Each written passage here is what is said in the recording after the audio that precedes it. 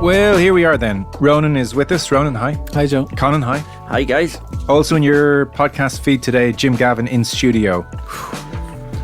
Talking all things FRC and rules for 2025 and all of that kind of business. A man who's had a profound effect on the game of Gaelic football, I think it's fair to say. This may be his most profound effect. Should it all be rubber stamped next year?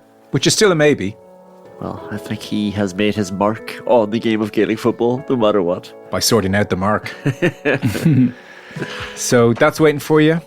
Martin Breheny, by the way, I'm intrigued tomorrow. I just saw at the corner of the paper, his piece tomorrow is why Jim Gavin should run for Áras an Uachtaráin next year. He'd bloody win. Yeah. What would Joe Brawley do then? He'd be so conflicted if he was running for it too, because he's obviously agitated himself that he might run. Well, I don't think if Joe Brawley was also running, Joe would be conflicted. You mean Martin would be conflicted? No, Joe. I don't think Joe would be conflicted if he was running against Jim Gavin. I don't think he'd be saying, I don't know who you should vote for. This is the one person Joe would step aside for, Oh, I really? think.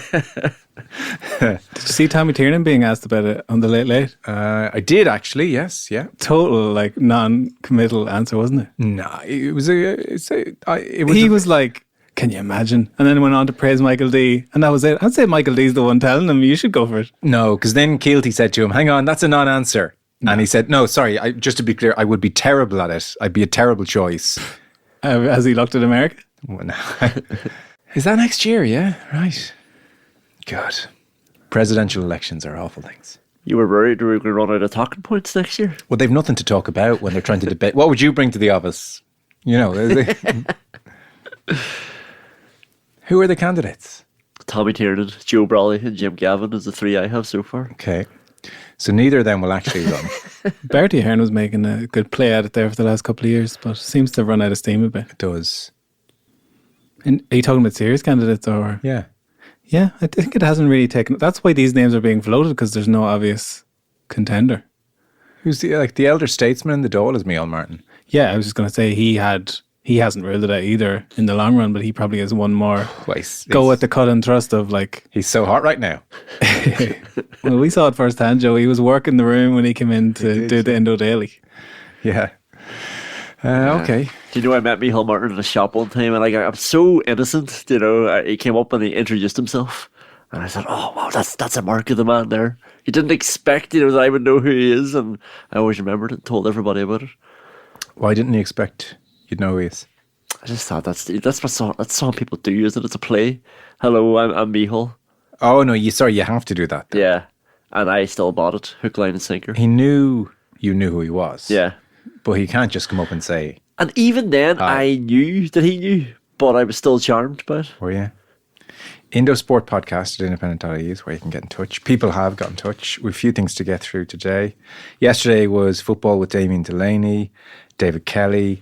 We're talking Premier League and Ireland-Wales this evening. And we had Ian Madigan and Rory O'Connor on the rugby. One email in, just to follow up on the paper situation.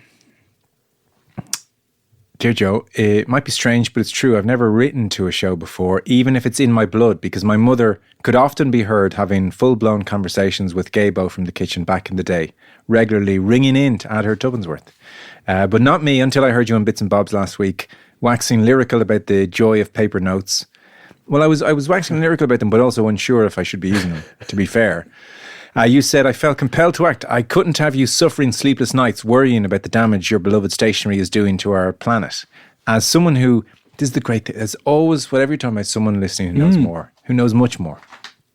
As someone who works in the print industry and happens to be a sports fan, a great Venn diagram. Yeah. I thought I'd put your mind at ease. The paper in your hands is most likely FSC certified, which means... Yeah. Looks like it to me. It hails from trees planted 30 years ago with one sole purpose, to become your notes. These trees spent 3 decades heroically absorbing CO2, producing oxygen, and occasionally shading the odd woodland creature. But their time was not wasted. If trees could smile, they'd be delighted knowing they're helping you jot down Ian's rugby insights, or at least doodling in the margins. So the next time you shuffle your notes, mid-podcast, take heart. Those papers are the culmination of years of hard work, yours and the trees. Yeah. And I'll be grinning too every time I hear that delightful rustle in the background. It's the sound of nature broadcasting live on Indo Sport.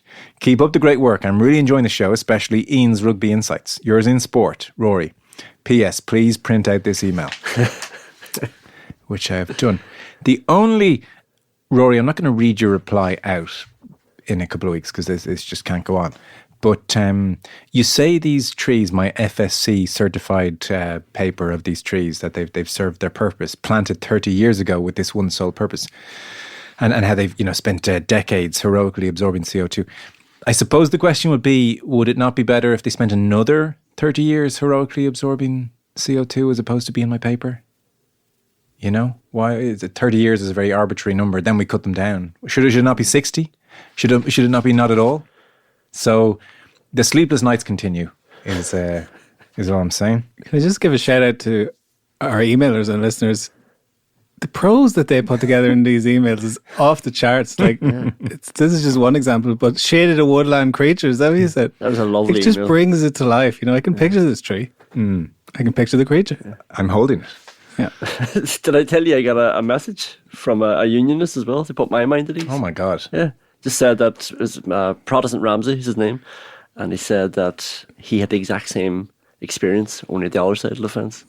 Never met a nationalist growing up as well. So our emailers, our listeners are validating me as well.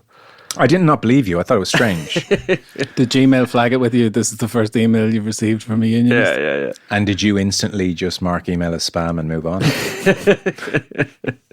But we're not getting back into it today. No, I don't think so. What do we have next? A few different things. Fans' protests over in the Premier League, I suppose, at the weekend. So we've talked a little bit about the experience economy and the prices are booming. And I suppose when it's your football team, it's even more pernicious because you're trapped. And so supporters of Manchester United, Everton, Liverpool and Man City came together over the weekend. They are protesting increasing ticket prices in the Premier League. The banner was #StopExploitingLoyalty. And so it said things like, local lad Sir Jim is charging £66 for old age pensioners and juniors. Stop exploiting loyalty. And they even had a song about Sir Jim. On the 16th, £66 for a ticket. You greedy bastards, you know what you are. 66 quid, you're taking the piss. 66 quid, you're taking the piss. Jim Ratcliffe, Jim Ratcliffe, just like my interest, Jim Ratcliffe. There we are. So 66 for OAPs and juniors. It's a lot of money. I was having a look at getting a Christmas present for somebody and thinking, do you know what, we just go nuts and go to a Man United supporter, Man United game over Christmas, do something like that. And I looked at a game against Newcastle around the New Year maybe. And admittedly, I was, I'm late to the party and these were good seats, like really good seats. But they weren't at the same time in a corporate box. And yet they were about 700 quid, the tickets. So did you just go on manunited.com? Or how do you go about it that way? There was some, I certainly wasn't going through a middleman. Like I wasn't paying extra on top. It wasn't like, your flights and your accommodation included. It was just like straight to a source for tickets. And I thought, ooh, that's really jumped since I was last thinking about going to these games pre-COVID. Yeah, I do think it's kind of similar to a high-profile GA match where the tickets are siphoned off in various different ways and then they come back around. Can I just interrupt? To the person listening who might think they've got that Christmas present, they haven't. 700 quid. That was the end of that, mate. Yeah, big time. That broke our Chris Kindle rules by a lot. So yeah, but I think the amount of tickets that go on general sale are very... It's for the day trippers that they want to rip off. Yeah, but then you look at the packages that used to be somewhat affordable. Now they're like a real chunk of change, especially if you want to bring someone with you. Yeah. I can imagine parents bringing young children to football. It's crazy. It's unbelievable. And not an enjoyable day trip either. It's usually a ferry and it takes all, I say a day trip, it's basically 22 hours of your day. I did it once, at 4 or 5 a.m. ferry, the drive. Essentially back the same time the next day. Yeah. It's actually it's not fun. It's no crack. Maybe flights out, flights back better. But doing the whole ferry thing is really tough. No, I wouldn't recommend it. How much extra would you spend to get yourself out of a Christmas bind, though. That's probably the other thing that they're hitting on.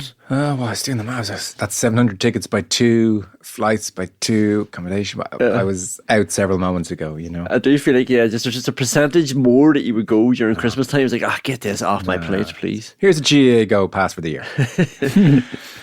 So, Slot and Amram continue charm offensive. So, yesterday, Ronan pronounced that Arne Slot, he's just sound, is his sense. So, he was asked about Mo Salah today. Mo Salah talking about his last game, maybe against City. You'll have a listen to the questions in it. Just aside from the game, I'll go back to Mo because there was a hint at the weekend that it could be his last home league game against Manchester City, and obviously subsequently there have been reports that he's exasperated the contract situation at the moment. Just to put it a little bit differently, is this all just part of the dance before everything's agreed and Mo commits his future to Liverpool for another season? Maybe Mo knows more about the 115 acquisitions that are done, so he expects them not to be in the Premier League next season.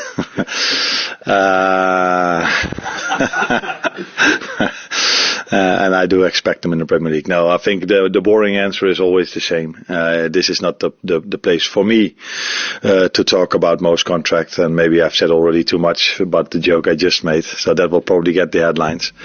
But it was a joke. I repeat, it was a joke. Haven't seen the headlines yet, but that's the last time Arne Slot ever makes a joke, I reckon. I love the stunned silence in the room after he says it's just like journalists looking at each other and bingo. Yeah. Oh, Pep will love that. I say Pep will take that one in his stride this week. Imagine asking him about that. Now he's going to go off on one tomorrow. I wonder, did Slot walk in there thinking I might crack this joke, or did he just formulate it on the spot? Because either way, errant move. I think that was a joke. No, but really that was a joke suggested it wasn't pre-planned. Yeah. It was good though. Yeah. Really good. Well, me and Conán looked at it this morning. We were like, is this AI? He couldn't possibly have said this. And he did. He did also, by the way, Caoimhín Kelleher fans say, basically because Caoimhín is doing so well, there's no need to put Alisson in goal if he's only 50% fit, so they're not rushing him back. However, he says he will be in goal before the end of December. Jeez, is he just... I know we're biased and everything. Does he just go straight back in? I guess he does. Yeah.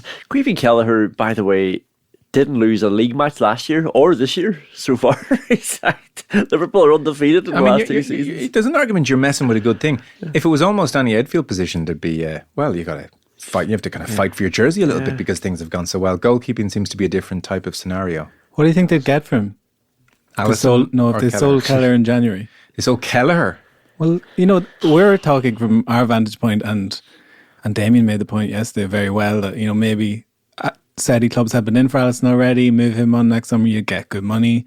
But I think Liverpool are still in the Alisson's our number one, Marmadashvili's going to be the successor, and Kelleher's the odd man out here. Yeah. Still, I think that's where they are. So if Kelleher was sold, I know they've turned down bids of like 15, 20 million. I was going to say, given his age profile, 70, 80. For Kelleher. What's wrong with that? 70, 80. But Alisson cost 80 million, and he was the best goalkeeper in the world. But you now have somebody who's going to be on that level for the next 15 years. Is he though? Yeah. Is he not? I don't know. I'm asking the question. Okay, yes. Kelleher's going to be the best goalkeeper in the world for on that level, in that top tier. Have we enough body of evidence for this? Oh, we're getting there. He hasn't even played a full season of matches. He'll get better and better with each passing season. I'm not disputing. I'm just saying 70 or 80 million. 70. Jesus. 65. If Liverpool got 40 million, I think they'd be like, deal. No, they should not sell Caoimhín Kelleher for 40 million. But I think that's it, isn't it? They're holding out for 35, 40. Sorry, they should not be selling him for 40 million. But I think, and sorry, I don't have the numbers to hand, but Nottingham Forest were in for him. I think Liverpool were minded to accept if it, just like ironing out the details, but it was Kelleher who was like, no, I'm staying. But like that was more in the region of 20 million. Do you know what? I'm going back to 80. If you're going to be giving me that crap, it's 80 or nothing. No way. It's funny, I haven't heard anyone discuss the figures, but like what are we talking here? Because I think Alisson would be sold for like 40 million now. Yeah. Alisson's about 40. I think Kelleher is more valuable in the transfer market. Whoa, no way. His injury profile. But he's still his injury profile. Top 3 goalkeepers in the world. His injury profile. He's 31 as well. So like, in terms of age, he's got another 10 years. The most important ability is availability. Love it. Wow. Thank you. Thank you. Let me write that down on one of your FSR recycled FSC sheets. FSC. So like they've signed Alisson's replacement for 30 million, and now they're going to sell his understudy. They're not going to sell Kelleher. I'm Sorry, sure of it. they've bought Alisson's understudy for 30 million, and now they're going to sell his understudy for 80. Do the math. Yeah, make sense of all that. But things are changing very quickly. Like Kelleher's established himself. Apparently so. by the minute he's shown he can handle every aspect of the challenge. The psychological challenge, ball at his feet, saves, marshalling the defence, like everything across the board. Kelleher is very good, right? Mm-hmm. But Alisson is without doubt one of the best goalkeepers in the world. There was an incident a couple of games ago. I was against Villa, so I was watching it with keen interest. But Kelleher drops a clanger, ball goes over his head, leaves an empty net behind him, and it's just Dean wasn't fully aware that he hadn't opened it. And just something like that happens, and then suddenly he's being scrutinised a lot more. If it was a cup final tomorrow and they're both fit, I'm picking Alisson. If we're talking about the next 4 to 5 years, long, arduous seasons, given his injury profile the last couple of years, then I'm taking Kelleher. Because I think there's every chance now Alisson is going to miss several months per season going forward. Something's off with his body. Yeah. That's not going to get better. Yeah. Whereas Caoimhín Kelleher will not miss a game. In defence of your outrageous valuation there, Kepa went for 80 million. That's what I was thinking. He was busted flush. And Onana was like 60 something. So like Kelleher's on that level. That's the Andy Carroll metric there. No. So I'm just trying, like it was an outrageous comment, so I'm just trying to find some. Sorry, it's not, I stand by it. They did sell Philip Coutinho for 160 million or something. So I don't know what I was expecting you to say, but I wasn't expecting 70, 80 million. I'm telling you. What age is he? 25? Yeah. I just don't know. Has he had a dip in form? Like we don't even know. He's made mistakes and it hasn't ruined his confidence. Bad mistakes. Yeah, it's funny because like I remember talking to people 12 months ago, and it was like Gavin Bazunu is, in terms of talent, is just better. I would have been there as well. And like Kelleher, I was like, oh, it's amazing. We've got 2 potential world class goalkeepers, and people in the know were saying to me, Bazunu is the one. They were less sure about Kelleher, and now 12 months on, and it's unfortunate for Gavin, obviously, but like Kelleher streaked away from him. If they sell him for less than 55, it's a disgrace. There's your headline. I'm picturing like the BBC football transfer gossip columns, like 80 million or nothing for Kelleher. Ruben Amorim moved the Manchester United press conference to Old Trafford because he was making the point that the Old Trafford folks, such a big part of the machinery here, but they're so far away from St Carrington. He wants to tap into all the employees of Manchester United. So he had his press conference, and as you'll hear here, obviously against Ipswich, he sort of said, I'm sick of the media. I'm doing too much media. And he had a good old chuckle at the question. First section is embargoed for 5:30 p.m. Simon Peach. Hi, Rick. Long time to see.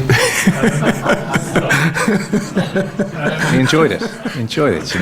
They ask him why it's at Old Trafford and he answers. But he thought it was very, very funny. That is funny, in fairness. That was well delivered. Well done all around on that one there. But he took it well. Yeah.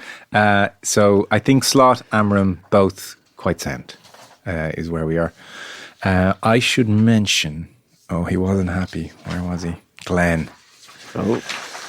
It's generally been a love bombing on the old emails, I would say. But Glenn, I thought it was starting off well. He said, hi, super analysis in the Arsenal-West Ham match. And I thought, was it? And then I realised, oh no, he's being sarcastic.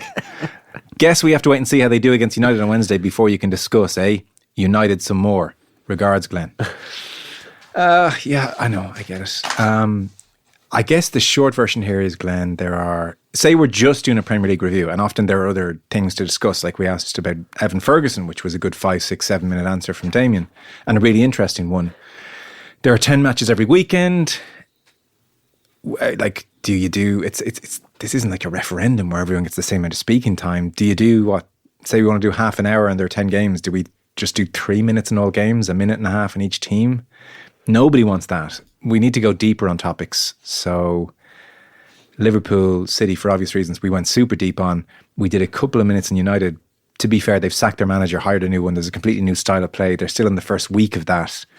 We hadn't really heard Damien talk about what he's made of it all. So, it just made sense to do it.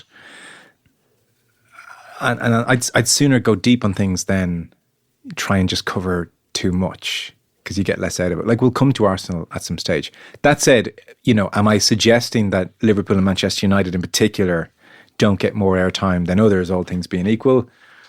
I'm not. I get there is just a big fan base of Liverpool United fans in the country. People are interested in them. They're the biggest teams in the Premier League traditionally.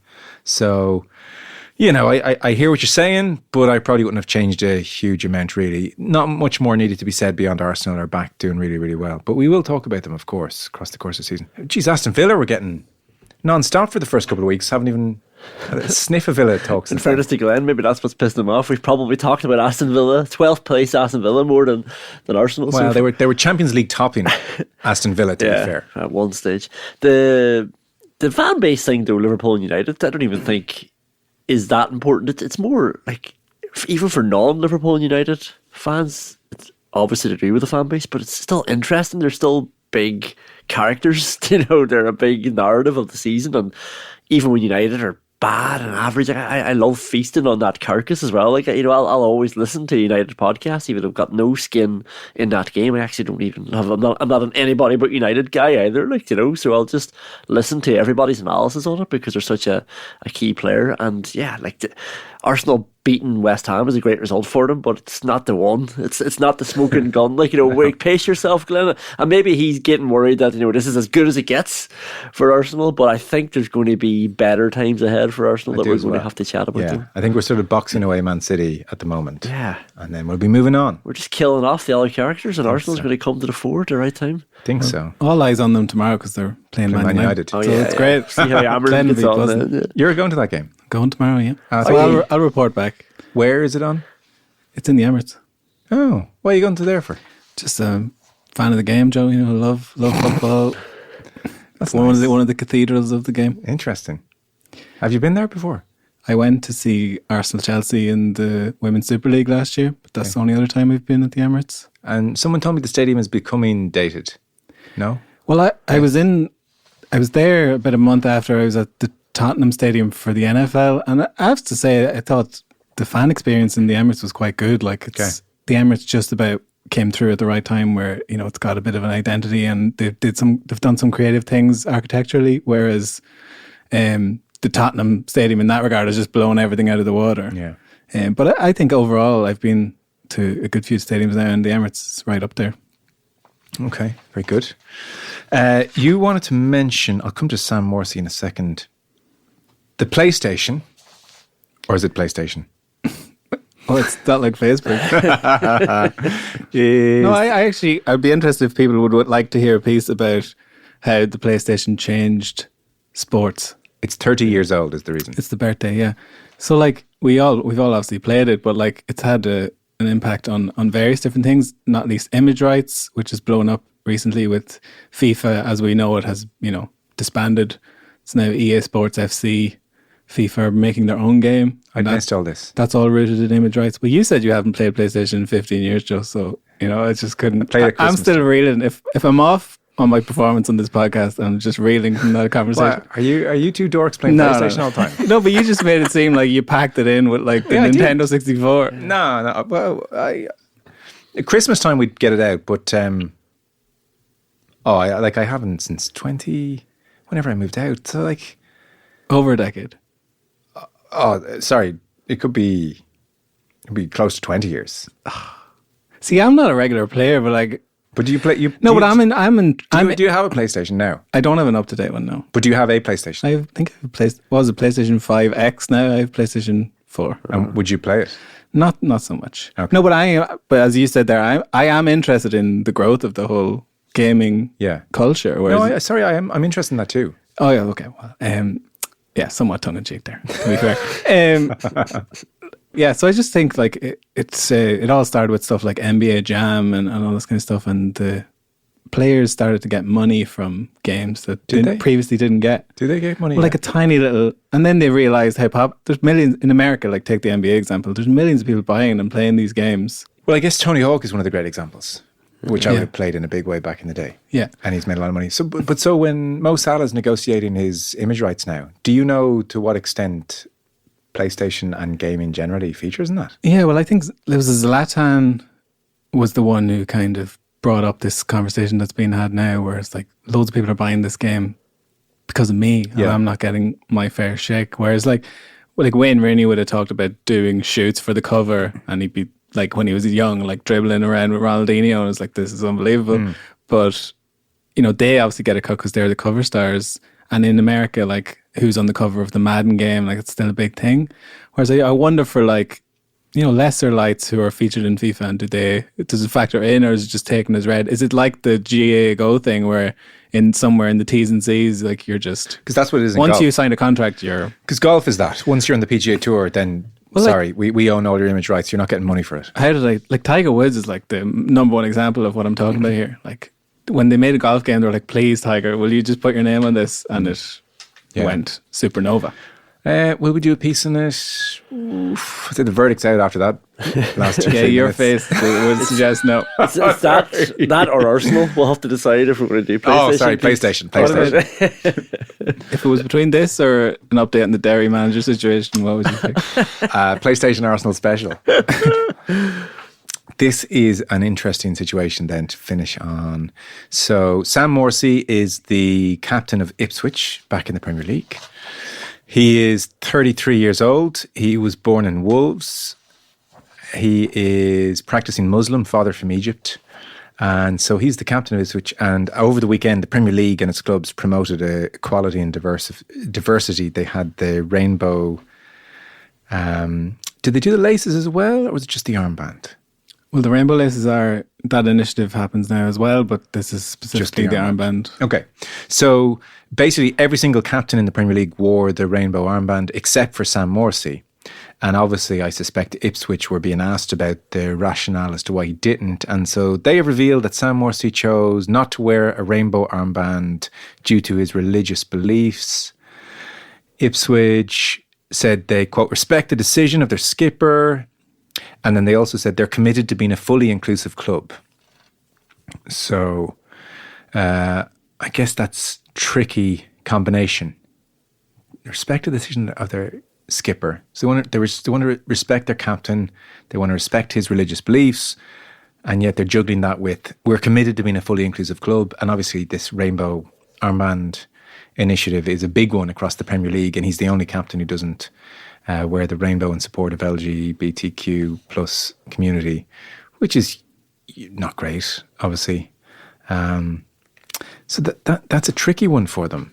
Where does full inclusivity allow for somebody's religious beliefs, which might go against the general feeling of inclusivity towards LGBTQ plus people? And I don't really know how they handle this, actually. Tricky. Do they just take the captaincy off him and let it go away quietly? You can't force him to wear rainbow if he doesn't want to. I don't really know what they're going to do with that. I don't know how big a story it's going to become. It may just drift away, but I'm sure they would prefer if their captain was wearing the rainbow.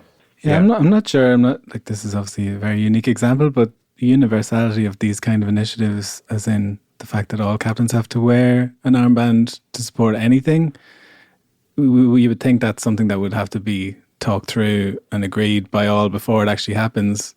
So the fact that retrospectively he's found himself in this situation for not wearing it, it's probably something that could have been flagged well in advance and avoided. It's very hard for the Ipswich to say to an initiative like this, where we want to, in a sphere where LGBTQ plus people don't, or traditionally haven't felt very welcomed. And they wanted to try and use their platform to change that a bit. It's very hard for Ipswich to stand up and say, we don't really want to be part of that. Yeah, but I don't say it's not specific to this cause, but should, in a world that's so layered, and should we be slapping initiatives like this on wholesale? I'm just not sure if that's... Well, I'd say the owner... that jives in the modern society. Well, I guess this sort of...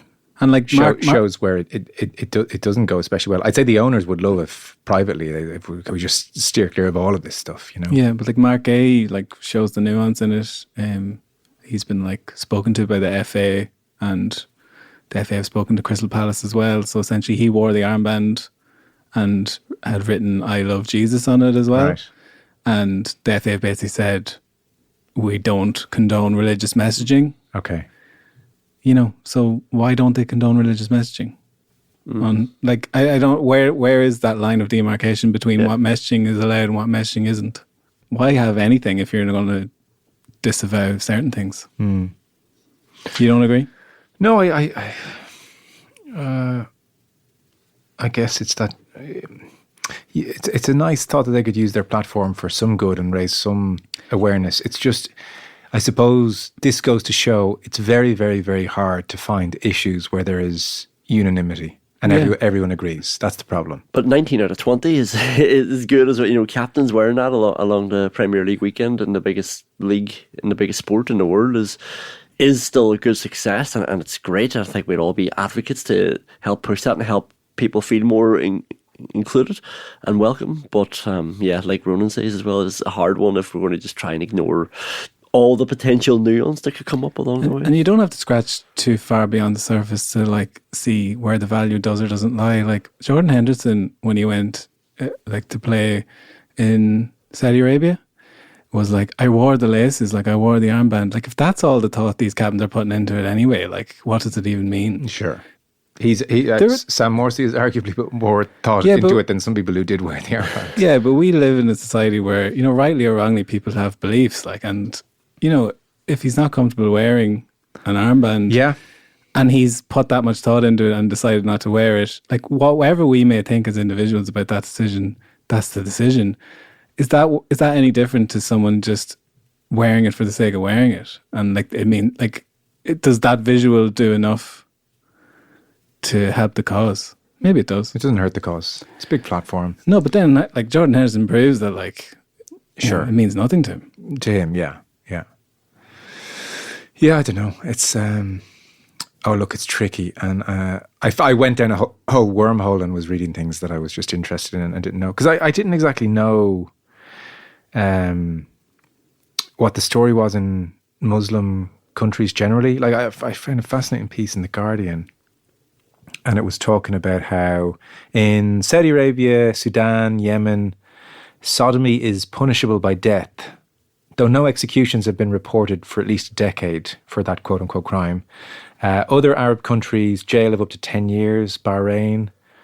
And then in Egypt, where Morsy's father's from, I guess he would probably be of that tradition, there's no actual law against homosexuality, but there's an old law against debauchery, which is often used.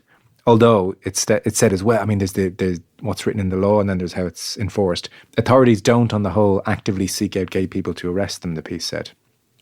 But obviously, you know, when that law is there and when is it used on occasion, it does signal kind of official disapproval. But then, you know, before we're all sitting here going, God, isn't that dreadful? Like, the Catholic Church step on forward. I mean, it's just we have this weird relationship in this country. I'm not religious whatsoever, but we generally speaking in this country have a relationship with religion whereby we just go a bit a la carte.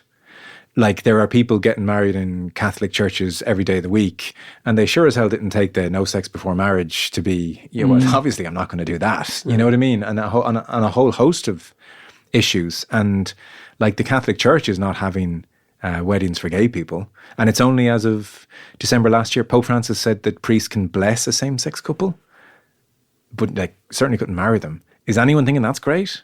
You know, so I just to make that point before we kind of go, God, that's dreadful. Because again, I'm no theology, I'm not an expert in theology, but it was interesting that Muslim condemnations of homosexuality, like those in Christianity, are based on the same story, God's punishment of Sodom and Gomorrah, which is recounted in the Quran as well as the Old Testament. Again, I wasn't aware that those two kind of crossed over. Although apparently in the last 60 years or so, many Christians have taken a fresh look at the story and concluded it's about attempted male rape and ill treatment of strangers instead of consensual sex between males. So like endlessly, like, where does all this begin, end? And that is where you get in. It was at that point where I was like, actually, I'm gone too far for Bits and Bob's episode, but it is worth just mentioning the complexity of religion, I suppose, as part of this. And you want to respect religion, but equally you absolutely want LGBTQ plus people to feel included. And I guess football's trying to grapple with all that. Anyway. Yeah, I suppose, like, as you've summed it up well there, like, it's such a complex arena and to try and have this very well-meaning initiative, which is so simple, will cause a trip up. Complex and simple don't mesh. It's true. That is, do you know what? That sums the situation up. Complex and simple don't mesh. They don't. Okay. We've done it all. That is Bits and Bobs for today. Jim Gavin in your podcast feed, and we will see you tomorrow. Ro, enjoy the Emirates. Cheers.